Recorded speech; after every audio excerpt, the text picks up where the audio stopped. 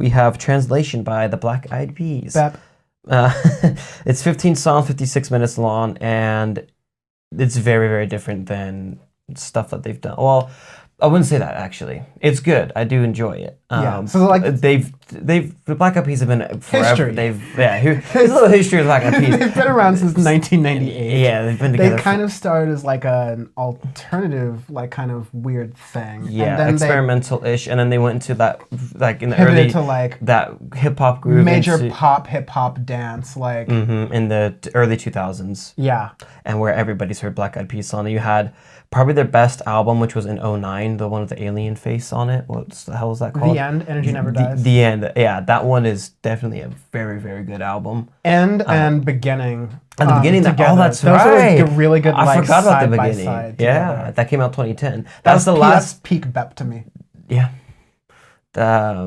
That's the last one I really dove into because I know they had one out in 2015. That was because I only had like a couple Fergie songs. Like Fergie was only in it a little bit, but I know she didn't tour with them at all. Because I remember seeing Black Eyed Peas in 2017. They did like a head thing for the Champions League final. I'm like, why is there only 3 of them? Yeah, Fergie is She gone. Previous member of Black Eyed Peas has not officially left the group, but hasn't really made anything. And there's been with plenty them. different people who've come in and out of it per se for it. The other thing about this album, so like the Black Eyed Peas kind of sense what I think is what we just kind of talked about was their peak in 2010s, have just kind of done these different musical experiments with like making different albums kind of described by different things, or like inspired by different things in different projects.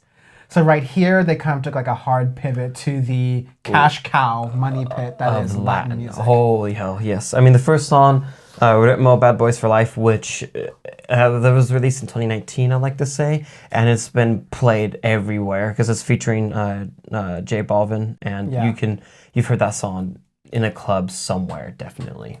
Remember? For sure. Yeah, right. You've definitely heard it in commercials, whatever. That song is very, very popular. It's a good. Whoa, got hiccups. It's a good opening for this album because it sets the theme like, okay, I remember when that single was released, I'm like, interesting, they went into straight Latin, and I wonder if they're going to mix some Afro beats in there and stuff as well, and they did do that, which I'll get to in a little bit. So the first, like, half of the, or like the first 3/4 of the album, almost all of them have some type of feature in it, and then the last 4 songs, it's just the Black Eyed Peas. So, again, going into that where it's a trend we've seen in 2020 where a big named artist or group has a lot of features in the beginning and at the end, then it's them. And it's hit and miss depending on the group and the style of music and stuff as well, because some of them have been fantastic, some of them have been really shit. And this one, I think, is actually quite good. It can be, the problem with Latin music is it can get you up here for a while and you just stay there for a while. Like Constantly up-tempo. Yeah, super up-tempo all the time, but some of it is good and inspired. Like, there's a couple tracks in here where they have like Vida Loca, No Mañana. Those ones have a little bit more of electronic music influence into it. Then you have like Celebrate, Todo Bueno. That one has like really those ones have Afro beats in them, Afrobeat influences, and they're fucking great. I really liked hearing the production of it. The production is incredibly crisp for the entire album throughout, and most of the songs are in Spanish, which is fun. But it's interesting to have their little parts into it where they'll go back and forth in English. It's just hilarious hearing will.i.am say no mames. I'm like, okay. At one point. Yeah. That was hilarious. They're just 2 really weird samples, or I guess like uses in here that I'm just like, so Vida Loca kind of has like a Can't Touch This Hammer Time bass line in the background. And then Get Loose Now, near the end, and only near the end, samples that It Takes 2 to Make the Thing Go Right thing.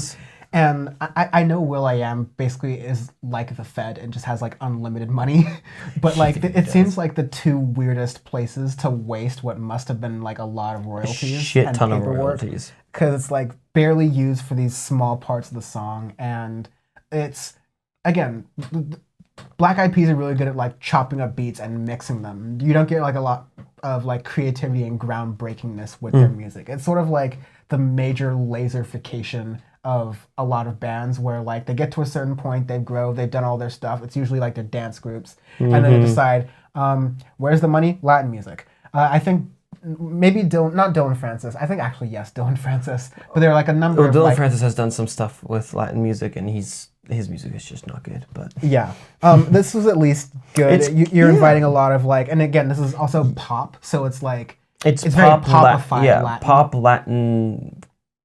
Pop Latin with a little bit of Afro beats and some electronic music influences. Yeah. That's basically the theme of this album. It holds true to it throughout. All the features actually are fantastic on it. Shakira with Girl Like Me is very good. You had Becky G with Do Her Heart, I really love. Yes. Nicky Jam and Tyga on Vida Loca were very good too, which was surprising, even though fuck Tyga. But check out Tyga. He's been on a couple of he's been on a couple of things features that haven't been terrible. Yeah. Not scared. God. Anyways. Never forget. Yeah.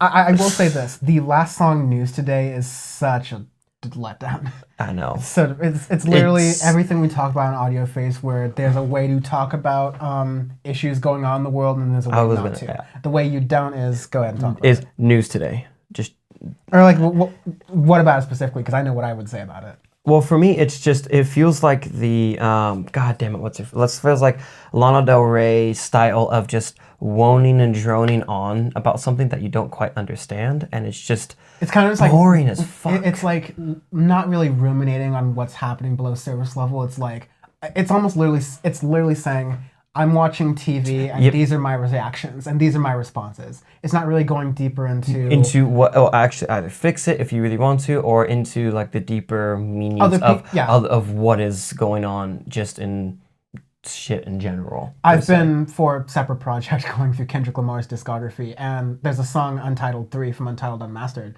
where he's kind of speaking in a bunch of different positions, and he kind of does that in order to kind of speak from the perspective of different groups that are kind of facing discrimination or facing like hurt. And so like that is one, I think, like example that comes to mind of how you can describe people's sadness and pain with like coronavirus and protests and stuff. But like instead of just saying like these are my reactions from the ivory tower as I watch CNN, it's more like how do I put myself in the position, if I can, of any of these people who are suffering, and like how do I bring a voice to what they're feeling through music. And it's just what really kind of missed that opportunity, especially with like a Latin album. Like you could have brought literally any one of these artists on to say anything. There's a lot going on in the Latin world. America. Holy fuck, shit's going off there. You can make 3 albums off of that. Yeah. Would be really hard. The other thing too is the production of that one. It just, because everything else was at such a high beat, you would have wanted it to either like slow down a little bit earlier before that one, or have a little bit break or something with it. But then just like kind of come to a screeching halt of it, and either you don't need that song and you can end on action, or you just completely change it to redo the lyric, just redo that song as an ending track, and I think that would have wrapped up the album 1,000 times better. Because overall, before that, I thought this album, well, I still think this album's actually pretty good. It's nothing spectacular, but for them, and for a pop thing that's just going to be like hits after hits after hits, it's good in that regard. Yeah. So, keep the super cash train on Latin though.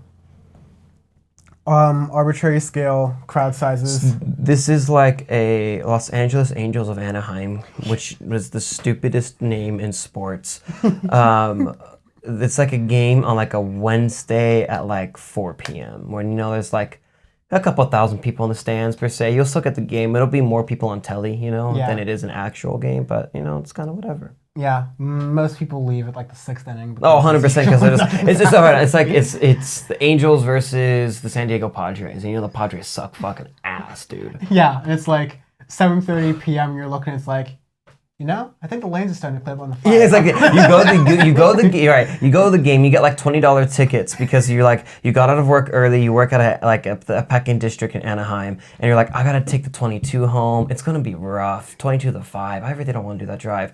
You go like 7:45. You go on Google Maps. You're like, 30 minutes to home. All right, I can leave. Exactly.